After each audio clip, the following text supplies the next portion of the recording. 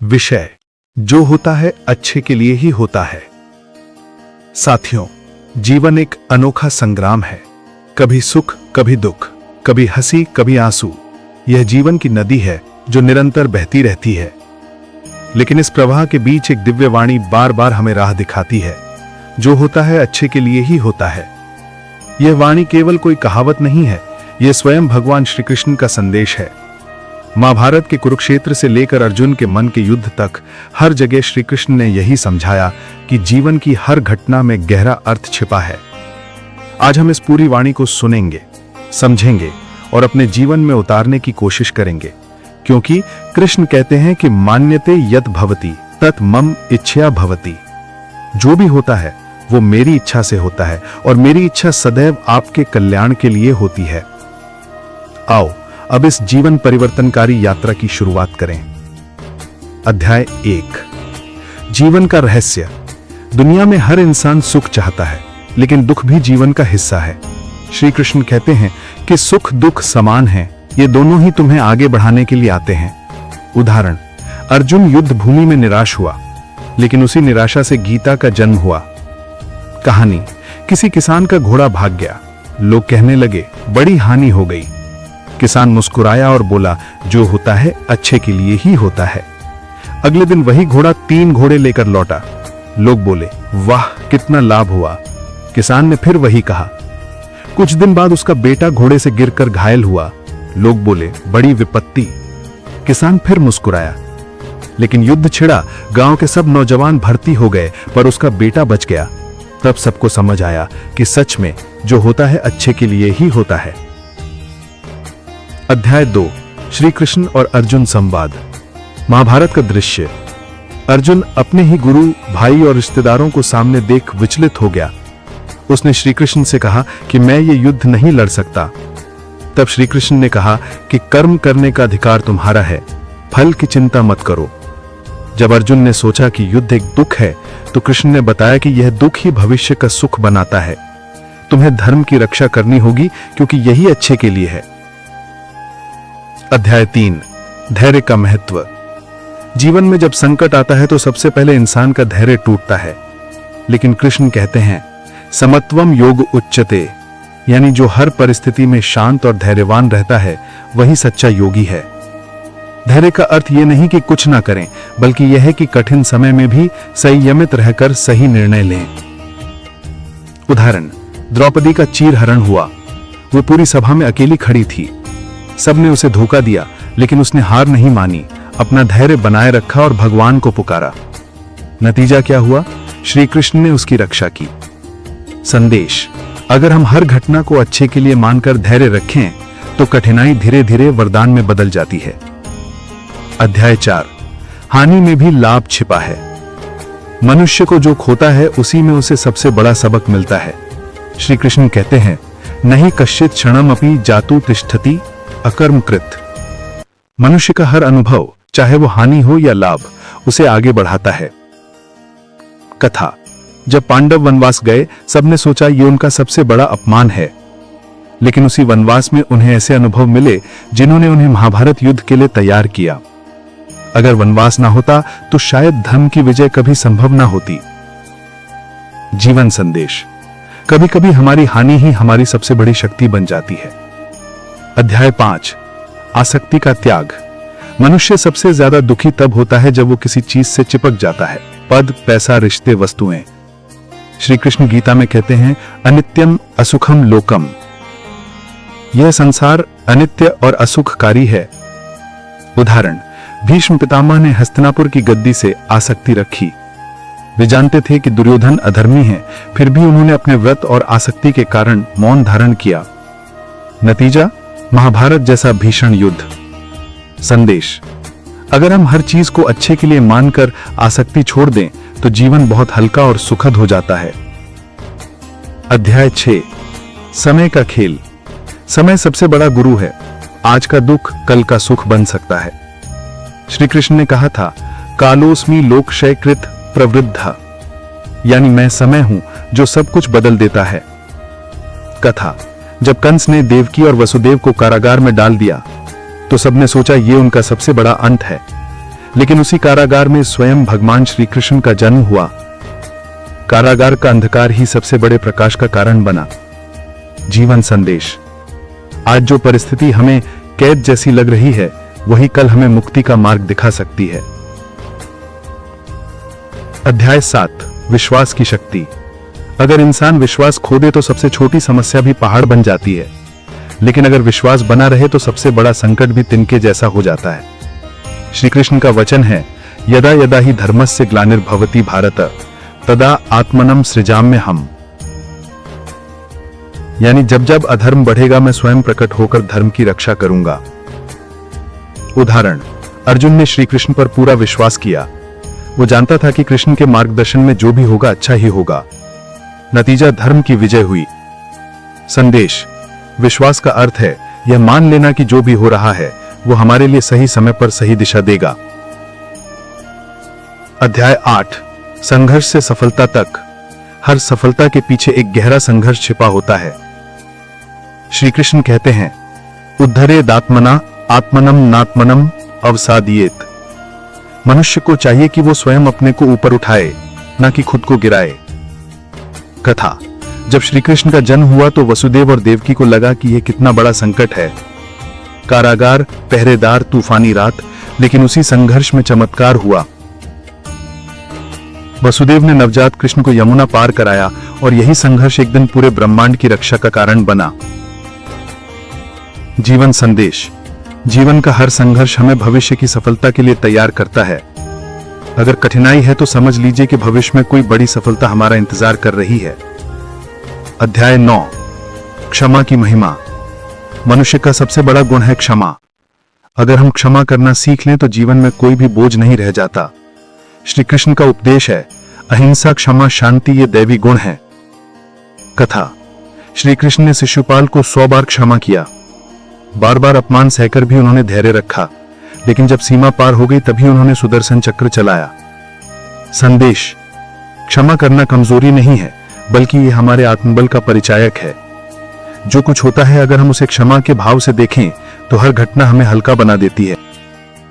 अध्याय 10, कर्म ही पूजा है। कृष्ण का सबसे बड़ा संदेश यही है, कर्म करो, फल की चिंता मत करो। जब हम परिणाम की चिंता छोड़ देते हैं तब हर कर्म आनंदमय हो जाता है। कथा। अर्जुन ने युद्ध से पहले यही पूछा, अगर सब कुछ ईश्वर की इच्छा से होता है तो मैं क्यों लड़ूं? कृष्ण ने कहा, तुम्हारा कर्तव्य है युद्ध करना, परिणाम मेरा है। जब तक तुम कर्म नहीं करोगे तुम प्रगति नहीं कर सकते। आधुनिक उदाहरण। एक विद्यार्थी मेहनत करता है लेकिन परीक्षा का परिणाम तुरंत नहीं मिलता। अगर वह केवल पढ़ाई पर ध्यान दे और परिणाम की चिंता न करे तो उसका मन शांत रहता है। यही भाव श्री कृष्ण ने दिया। संदेश। हर परिस्थिति अच्छे के लिए ही है, बस हमें अपना कर्म करते रहना है। अध्याय 11, त्याग का सुख। त्याग करने से कभी भी हानि नहीं होती, बल्कि त्याग ही सबसे बड़ी संपत्ति है। श्री कृष्ण का वचन, त्यागे नैके अमृतत्व मानशु, यानी सिर्फ त्याग से ही अमृतत्व प्राप्त होता है। कथा। जब युधिष्ठिर ने राजसूय यज्ञ करना चाहा तो श्री कृष्ण ने कहा कि सच्चा राजा वही है जो अपने स्वार्थ का त्याग कर प्रजा के हित में काम करे, और पांडवों ने यही सिद्ध किया। जीवन संदेश। जब हम मेरा मेरा छोड़कर हमारा सोचते हैं तभी समाज और जीवन दोनों अच्छे बनते हैं, और जो त्याग आज हमें कठिन लगे वही कल सबसे बड़ा सुख लेकर आता है। अध्याय 12, मित्रता और निष्ठा। मित्र वही होता है जो हर परिस्थिति में साथ दे। श्री कृष्ण की मित्रता सुदामा के साथ इसका सबसे बड़ा उदाहरण है। कथा। सुदामा निर्धन थे, लेकिन उनके हृदय में प्रेम था। जब वे द्वारका पहुंचे तो हाथ में बस मुट्ठी भर चावल थे। कृष्ण ने वो साधारण सा उपहार लिया और बदले में सुदामा को अपार धन वैभव दिया। संदेश। जब हमारी नीयत साफ होती है तो भगवान स्वयं हमारी रक्षा करते हैं। मित्रता और निष्ठा में भी यही भाव है कि जो कुछ होता है वह अच्छे के लिए होता है। अध्याय 13, धर्म का आधार। धर्म ही जीवन का सबसे बड़ा सहारा है। श्री कृष्ण ने अर्जुन को यही समझाया। धर्म संस्थापनार्थाय संभवामि युगे युगे, यानी मैं हर युग में धर्म की रक्षा के लिए अवतार लेता हूं। कथा। दुर्योधन ने हर बार अधर्म किया, लेकिन अंततः धर्म की जीत हुई, चाहे पांडवों को कितनी भी कठिनाइयां क्यों न सहनी पड़ी। संदेश। जब हम धर्म का पालन करते हैं तब चाहे परिस्थिति कैसी भी हो, अंततः कल्याण होता ही है। अध्याय 14, मोह और माया का जाल। मनुष्य का सबसे बड़ा शत्रु उसका मोह है। श्री कृष्ण कहते हैं, मायाया अपहरित ज्ञानः, यानी माया इंसान के ज्ञान को छीन लेती है। कथा। धृतराष्ट्र अपने पुत्र दुर्योधन से मोहग्रस्त रहे। परिणाम स्वरूप उन्होंने सत्य और धर्म को बार बार अनदेखा किया और अंत में उनके सारे पुत्र नष्ट हो गए। संदेश। अगर हम मोह से मुक्त होकर हर घटना को अच्छे के लिए माने तो हमें कभी दुख नहीं होगा। अध्याय 15, भक्ति का मार्ग। भक्ति वह शक्ति है जो इंसान को हर दुख से ऊपर उठा देती है। श्री कृष्ण कहते हैं, भक्तो असी में सखा चेती, यानी तुम मेरे भक्त हो और मेरे सखा हो। कथा।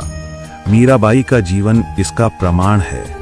उन्हें जहर दिया गया, लेकिन वह जहर अमृत बन गया, क्योंकि उनका विश्वास था कि जो भी होगा वह मेरे श्याम के लिए ही होगा और अच्छा ही होगा। संदेश। जब जीवन को ईश्वर की भक्ति से जोड़ दें तो हर परिस्थिति आनंदमय बन जाती है। अध्याय 16, अंत का आरंभ। हर अंत एक नए आरंभ का कारण होता है। महाभारत युद्ध का अंत विनाश था, लेकिन उसी विनाश से नया धर्म युग शुरू हुआ। श्री कृष्ण का उपदेश, ना जायते म्रियते वा कदाचित, यानी आत्मा न जन्म लेती है न मरती है। संदेश। इसलिए जीवन में जो भी अंत हमें दिखाई देता है वह वास्तव में किसी नए शुभ आरंभ की भूमिका होता है। अध्याय 17, समर्पण ही सबसे बड़ा मार्ग है।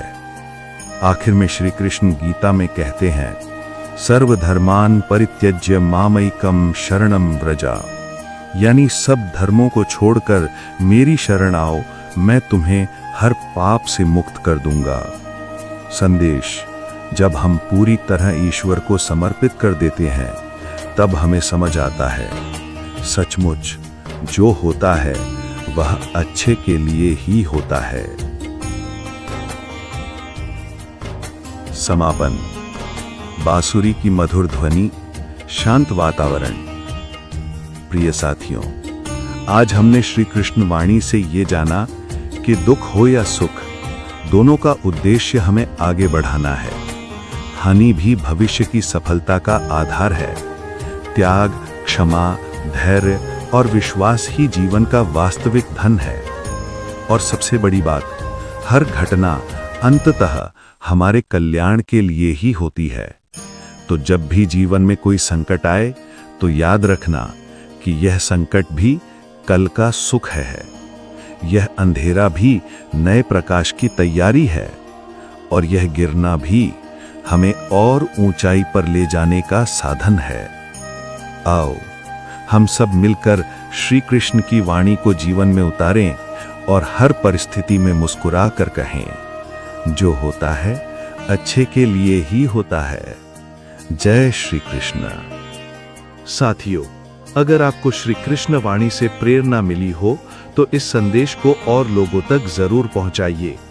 इस वीडियो को लाइक कीजिए, अपने प्रियजनों के साथ शेयर कीजिए और अगर आप चाहते हैं कि हर दिन आपके जीवन में श्री कृष्ण की बांसुरी की मधुर ध्वनि गूंजे तो इस चैनल को सब्सक्राइब कर लीजिए, क्योंकि ये चैनल सिर्फ एक चैनल नहीं बल्कि एक परिवार है जहां हर शब्द, हर वाणी आपके जीवन को दिव्य बनाने का प्रयास करती है। अगले वीडियो में फिर मिलेंगे, तब तक याद रखिए, जो होता है अच्छे के लिए ही होता है। जय श्री कृष्ण।